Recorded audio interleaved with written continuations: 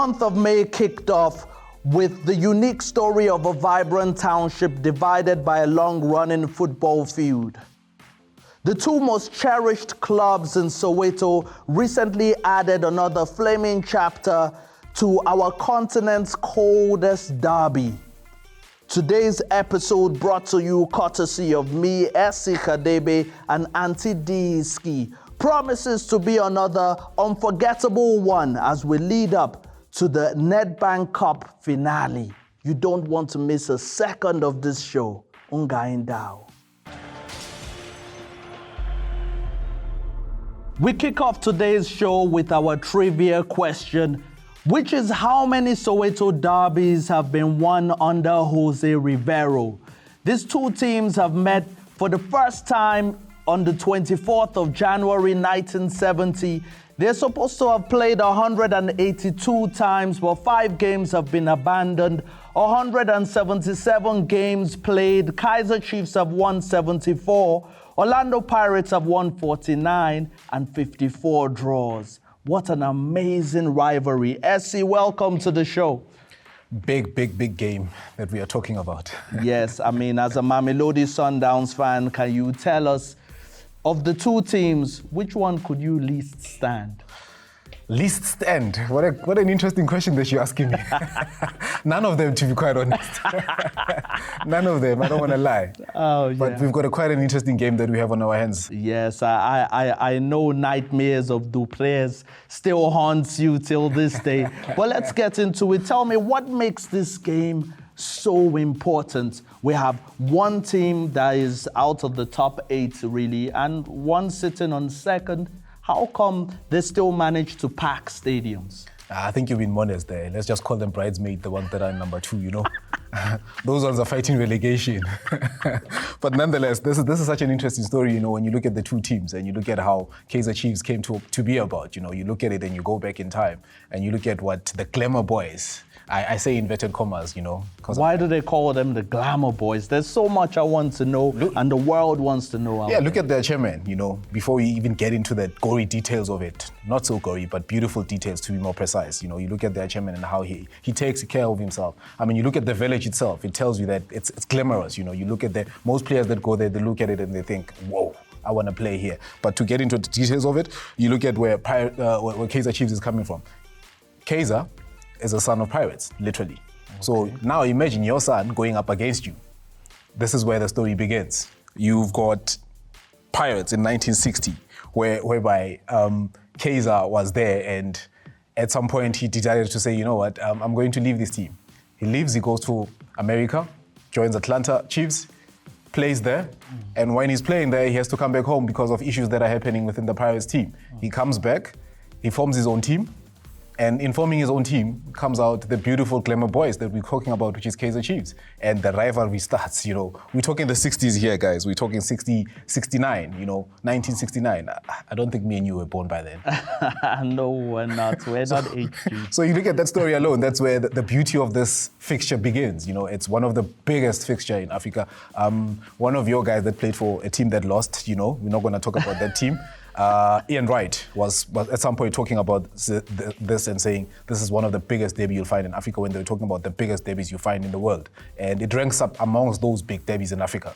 Oh man, you see some unbelievable things in the stadium. I saw someone eating like a cabbage as it was celebrating a goal. You see fans basically blowing things to the camera. The energy is electric. And for me, as a British-born Niger boy, I fell in love with the Soweto derby in the 90s. You know how I feel about South African culture. I love the quarter. I love the beef stew and steamed bread. What do you call it? Dombolo. Yeah, you know. So you promised to take me to a Soweto derby and enjoy like what Soweto is like. What does it mean for the locals, this derby? Look, there's so many meanings behind this. You know, I'll give you a classical example. My dad and my mom both coming into Gauteng from Lesotho. And my dad became a staunch Kaizer Chiefs supporter, you know. for some odd reason, my mom decides to be a Pirates supporter. And I look at that and I'm like, okay, these two people are married. They've been married for 44 years. Imagine the rivalry that happens inside the house. You know, wow. when you have a Kaizer Chiefs and a Pirates supporter in the house. When these two teams meet, literally, you know when they say two elephants are fighting or giants are fighting for one, who suffers the most? The ground is suffering. Yeah. So literally we were suffering when these two people were at loggerhead. So you look at that alone and you look at the two teams and the cross borders that happens. It's one team whereby if a player is going to move from a Pirates to a Chiefs, you know, in terms of the contractual issues, it becomes such a huge thing. And the culture stems from also there, the rivalry between the two teams, you know, the two fans that cannot stand one another. And funny enough, Bruno was telling us a story earlier on to tell us that you look at where this stadium is at, that they're playing against, you know, they're playing at. And one of the finals were there that they played in. And look at that, it tells you a lot about the history behind the two teams. Okay, well, we saw what happened last week between the two teams, and we're heading into the Nedbank Cup final.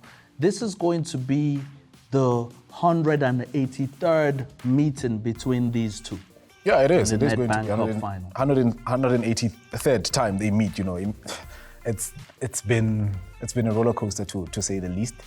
And you now move it into this space that we find ourselves in, and you look at where one. Let me not take away. It seems as if like I've been talking a lot about Kaizer Chiefs. You look at what Pirates has been doing in this fixture. You know, winning the last 5, and they've just been rampant. And you look at their coach, Padre, who came to South Africa, and we termed him the plumber. And you look at him today, he's no more a plumber that we used to call him.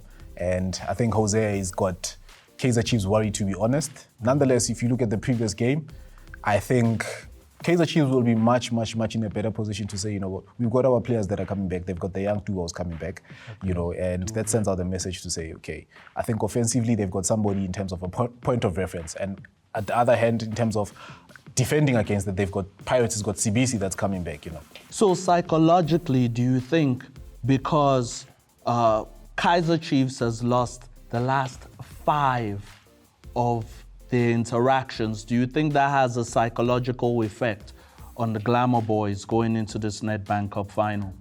The derby game, you put that out, to be honest with you. It doesn't say anything. You can win the last 5, you can lose the last 5. Come the day this match starts, that is all out the window. And the players are amped up. They're pretty much amped up, and it becomes a different agenda all in all. It's a game where you can have a player who literally hasn't played the whole entire year, and you say to him, hey, come play. Not that there is something that would happen, but if it does happen in that way, where a player hasn't been playing for quite some time in a season, and he comes into this fixture, and you'd be amazed at what you'd see that player do. Amazing. In 21 previous Nedbank Cup meetings, we've seen 46 goals, 23 goals for Kaizer Chiefs, 23 for Orlando Pirates. And for me personally, as a fan, I love both teams for different reasons. There was a Nigerian goalkeeper that represented Orlando Pirates in the 90s. The first gift I ever got in South Africa was a Kaizer Chiefs jersey. Could you believe that? Who do you think is going to win the Nedbank Cup final? Will Coach Nabi be able to stop Jose Rivero's 14-game unbeaten run? Or will the Buccaneers enjoy the last dance with the Spanish guitar? Reste a l'écoute.